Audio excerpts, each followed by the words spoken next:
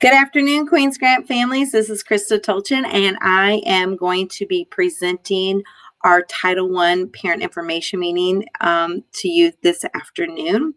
If you have any questions to anything after this presentation, feel free to email myself or Ms. Tucker, and the information will be provided in the PowerPoint. Hopefully you are able to attend our fall learning event that is coming up this evening. If not, feel free to reach out to your teacher with any additional information or questions that you may have. All right, let's go ahead and get started.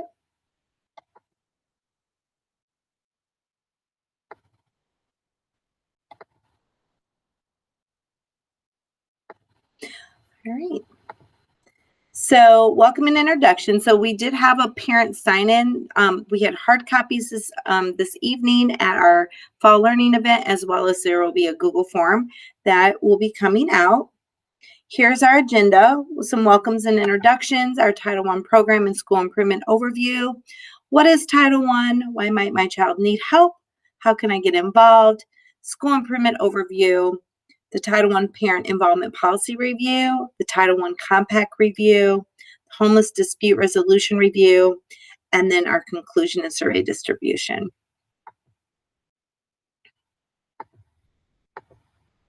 All right, so let's talk a little bit about what is Title I. So Title I is definitely not a negative thing, and it does not mean your child is failing. All scholars are part of the MTSS, or the Multi-Tiered Systems of Support Initiative. There are different tiers of our MTSS. There's Tier 1, Tier 2, and Tier 3, and all students fall into one of those. Tier 1 would be all students, and those are, they receive their curriculum instruction from their teacher. Tier 2 means that your child may need more support, and so they could be receiving that through intervention or additional support from your teacher during small group. And Tier 3 is where your child is needing additional support from a highly qualified interventionist, and we do have two of those. It is also a part of Every Student Succeeds Act, and that is a law that exists to make sure that all students meet challenging state standards. It provides additional money to our school for intervention support for struggling students. We do receive all funding through our free and reduced lunch applications. We, depending on how many or percentage of free and reduced lunch that we have that qualify, determines our funds. Just because you qualify for free and reduced lunch doesn't necessarily mean that you are in the intervention program, and vice versa. Just because you're in the intervention program doesn't actually mean that you receive free and reduced lunch. It's just how our funding is distributed. So it also helps students who are struggling to become proficient on the state, which is your BO or your end of grade testing, or for Math 1, that would be our EOC, end of course testing, and NWEA tests, so that they can grow academically. Title I it's used by our school to provide additional instructional staff.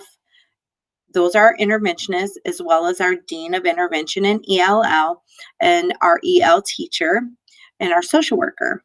We also provide professional development for our staff. We go and support them with EL training and any kind of intervention training, our research-based curriculum that they use to teach our scholars, such as reading mastery. And after school tutoring, there are some times, of course, during COVID, we don't have the after school in-person tutoring, but as we move into the spring, we might look at that and just see how we can service your child virtually. We also have social work support, supplemental instruction materials, and online programs and summer learning programs. So there's a lot of things in place to support our scholars who need additional help. We do, like I said a moment ago, a Dean of Intervention and the paraprofessionals. We have 5 of those, and our Title I students are supported by instructional assistants in basic skills, such as reading, math, and behavior, and are provided individual and small group instruction. These instructional assistants are provided with ongoing regular training and effective practices for at-risk students, and are an integral part of the support services for identified students. They are also members of the collaborative teams that include classroom teachers, deans, and other program staff, and distributed to schools based on our enrollment, free and reduced lunch percentage, and the census poverty data in our area. And that is how our funding is distributed. Do all Title I schools have identical services? The answer is no. Schools definitely can determine what is the best use of their funding. And of course, that is going to look different per school and according to the needs. And so the way Queens Grant uses our funding, the majority is through our people, our Dean of Intervention and EL, our EL teacher, our interventionist, as well as our social worker. We also used funding to purchase research-based curriculum materials and any PD and support that we need, and as well as some behavior curriculum. We know socio-emotional needs are higher right now, so we continue to develop ourselves in that area. Your child might need help if his or her teacher thinks additional support could help them grow academically in order to meet proficiency expectations or mastery of standards. So grade level proficiency. So a child who is below 49 or below percentile on state tests. So it could be a state test, it could be NWEA, it could also be a triangulation of different tests, including what the teacher actually sees in the classroom. We do try to triangulate the data as much as possible because we also know that some students may just not be good test takers, but they are completely grade level proficient, so that our focus would be more on test taking skills and not as much on intervention. So it really just varies. His or her score on state tests. So we look at check-ins. Those are those check-in points 3 times a year. That's is a benchmark that just assesses just a select amount of standards at a time. It's kind of like a mini BOG. We also look at our beginning of grade, our end of grade, and iReady, or NWA if it shows that they need extra help to accelerate student learning to close the gap.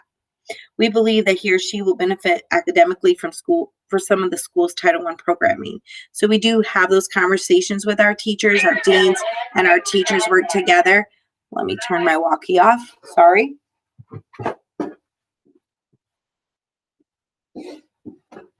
Apologize for that. All right. So how can you get involved? Of course, it looks a little different this year, but there are some things that you can still do. So you can provide feedback after this meeting regarding our Title I program. A survey will be sent out digitally and a hard copy of the Title I parent learning event. You can talk with your child's teacher about how you can help them or help him or her academically while at home. So conferences are on November 23rd, and this is a great time to inquire about specific support for your child. Your teacher will be providing a sheet with information regarding if your child is at, above, or below grade level, and give you some different strategies and suggestions on things that they could work on, or how they can support, or how you can support them at home as well. Volunteering your time to support Title I or other school activities. Our building is currently not accepting in-person volunteers, but if this is something that you're interested in the future, please contact Brittany Tucker, who is our Dean of Intervention. Wellness policy and goals. We do have a wellness policy in place.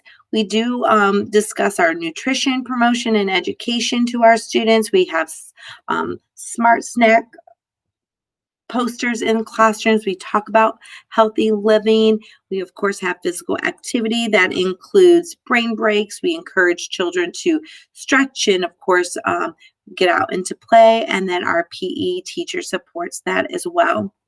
And then just activities designed to promote student wellness. A lot of this is through our moral focus curriculum as well. So what our Title I program recommendations would be, these are the things that are recommended. Our Dean of Intervention, or ELL. We do have 2 highly qualified interventionists. We have 6 instructional paraprofessionals or interventionists. Recommendations would be for parent involvement or sponsor parent learning events to help parents learn ways to support learning at home. That is happening tonight on Thursday, November 5th, I believe today's date is. We will have some different ways that you can support your child at home. And just always feel free if you're struggling with how to help your child. It's so important just to communicate that with your teacher, and then your teacher can set up a time to meet with you virtually and just review some different things that they think would benefit and support your child at home. We do schedule students intentionally through team decisions, and we review all data. Our students who are receiving intervention are pulled during workshop or independent time. They are not pulled during whole group instruction, so they are not missing grade level instruction. And we do provide professional development for our intervention staff. It's very important that they receive that ongoing intervention or PD so that they can continue to grow in their expertise and support the students. And then we do monitor student progress and provide feedback. We have progress monitoring that happens every week or bi-weekly or monthly. It really just depends on where your child is in the intervention program and how often it is recommended to progress monitor them. Then, of course, we do provide feedback with that, as well as we do have data dives with our interventionist and our general ed teacher and the dean and myself. So where we review all the data, talk about what's working well, how else can we support them, and what other things we need to put into place. So our comprehensive needs assessment findings. Staff is primarily made up of new teachers with 3 or less years of teaching experience, although we do have teachers in our building that have more than that, but we do have a lot of new teachers as well. Our teachers are highly qualified for their positions. Intervention staff is made of 2 highly qualified staff members and 4 specialized in their area of expertise. Intervention staff also include a dean of intervention that oversees the program and supports them with just supervision and guidance and coaching, as well as professional development. Our average daily attendance is up 10% year to date.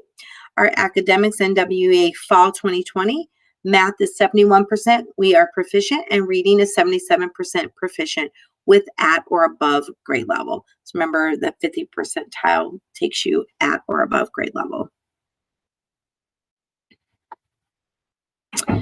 What does our data tell us? This is a 3-year weighted average. It tells us that our math proficiency is 68 to 71%. Our reading proficiency has gone from 73 to 74%. And our science proficiency has gone to 88 to 85%. A lot of our science proficiency, when you think about science, is really connected with our reading because science has a lot of reading that goes with it. So a lot of their growth and proficiency is determined by that as well. But our goal is that teachers will be able to plan with building blocks by creating ICANN statements to break down the standard and identify various levels of rigor within each standard in order to achieve student mastery. And our teachers do work closely with their deans.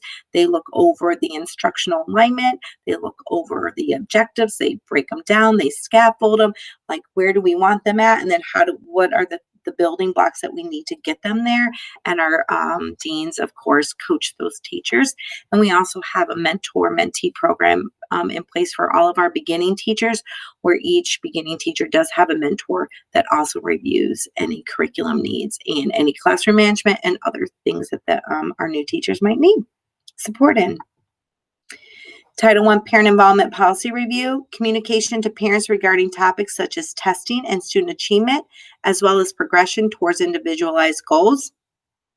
We have a commitment to build relationships between parents, teachers, and scholars. That is so important. We really pride ourselves on communication, and we want to make sure that we have a solid partnership with our parents. We coordinate efforts to encourage and support parents to participate in their child's education, making sure that you're getting on your parent portal, looking at any missing assignments or any ways that you can support your child. Of course, emailing your teacher is the first step. And then if you feel like you need additional support after emailing your child's teacher, then of course go to the grade level dean. And then after that, if you're still feeling like you may need some extra support, then you would come to me, the principal, and we would all just work together to make sure that we are supporting your child's education the best way that we can. And then we have to have the full policy document is found in the parent and student handbook, which is on our website. Each parent, student, and teacher is asked to commit to working together to achieve success by signing the Commitment to Excellence contract. This is our compact. This is our parent, student, teacher compact. These are things that we're agreeing on. So it's very important that parents, students, and teachers are all involved in your child's education. So parents, what are some of your roles and responsibilities? Is to support the high standards. When we raise that bar high, our students will rise to them. So where are expectations of what we are expecting from our students? Agree to provisions in the Parent-Student Handbook. If you haven't read through that, that is found on the qgcs.org website. Reading all school communication is so important. You receive weekly newsletters from your teachers. There's also weekly Sunday announcements from myself. It's very important that you're reading through those and knowing what's going on in the school. When you're in the know, it helps just run so much smoother. Participate in the parent-teacher conferences. We do require 100% of our parent-student-teacher conferences where our parents and teachers meet together. Sometimes parents bring their child with them, which I think is a great idea. It's completely up to you as they continue to get older. Definitely bring them in, because a lot of times the student can actually talk to their own where they are with their successes and challenges. Volunteer for school activities. We know that's limited right now, but that is a part of our expectations. And then just modeling respectful and appropriate behavior in the school, and expect your child to do the same. That goes back to our behavior, our school-wide behavior system, and just our expectations of what it looks like to be a respectful student. Students, your role is to put forth best effort every day. Agree with school standards and have high expectations for yourself. When we have high expectations for ourselves, we will perform at a higher level. Follow the student code of conduct and the dress code. We all know what our dress code is, and the expectations is for all students to follow that. Attend school all day, every day, unless you have an excused absent. But attendance is super important. You know, research shows that when students miss 8 or more days, of course, I think they drop by about 25% and lose that much of their education, and it's harder for them to get to the grade level proficiency level that is needed. You want to complete your homework and submit on time. All assignments are due daily, but no later than the following Sunday by 8:00 p.m. This is very important that you get all assignments in by then. It allows the teacher to just focus on 1 week at a time. When we continue to turn in things later and later and later, it just not only puts the student behind, but also the teacher who is keeping up with the weekly expectations of planning, teaching, assessing, grading. So it's very important that we get all of those things in daily, if not no later than that Sunday 8:00 time period. Behave respectfully and accept responsibility for your actions. So it's very important that when we all make mistakes, it's just very important that when we do make those mistakes, that we accept them, we learn from them, we grow, and we move forward. Teachers' expectations are to provide each student opportunities to achieve, to communicate with you, the parent, on a regular basis, to make themselves available to students and parents for any concerns that you may have, to display integrity and respect to students, parents, and staff in my words and actions. That's very important. And to protect the safety, interest, and rights of all individuals in the classroom. Here's a Commitment to Excellence contract. This has been sent out to you for probably about a month now. If you have not completed the Commitment to Excellence contract, we ask that you do so today. It is very important that we have your commitment and that we have it on file. That shows that we are all in agreement to commit to your child's education together in partnership. Homeless policy review also falls in this area. The school will adhere to the provisions of the McKinney-Vento Act and applicable state requirements to ensure that all identified homeless children enrolled in the school receive a free and appropriate education, better known as FAPE, and meaningful opportunities to succeed in the school. The student residency questionnaire is the primary means of identifying students who may potentially be homeless. So we do look at all of the student residency questionnaires, and we reach out to parents as needed. Our school homeless liaison is Sarah Kessler. She is our social worker. She's the primary contact between our homeless families, the school, and other service providers. Our homeless children have the right to remain in the school of origin, where a homeless student child attends school should be in the best interest of the child. The school must provide services for which homeless students meet the criteria. Examples include, but are not limited to, school nutrition programs, transportation, special education services, English language learning programs, before and after school programs, gifted and talented programs, etc. If there is a dispute regarding enrollment, school placement, or services provided for a homeless student, there are procedures in place concerning individuals to file a written complaint or appeal. There's a homeless policy review if our family lives in any of the following situations. Your eligible child has the right to all of the things that I just talked about, and you can find the homeless dispute resolution policy online, or you could go to our website and click on the appropriate, or you can reach out and email one of us and we can help direct you in the correct direction. All right, so that's all I have over our Title I evening. Title I with our interventionists, our program, how we determine it, pretty much all of our agenda, where we are, our commitment to excellence, and our partnership between parents, teachers, and students' responsibilities. There will be a Google form for feedback, questions, and support needed that will be sent out this evening. But if you have any other questions or concerns, you may reach out to Brittany Tucker. She's our Dean of Intervention, and there is her email in this.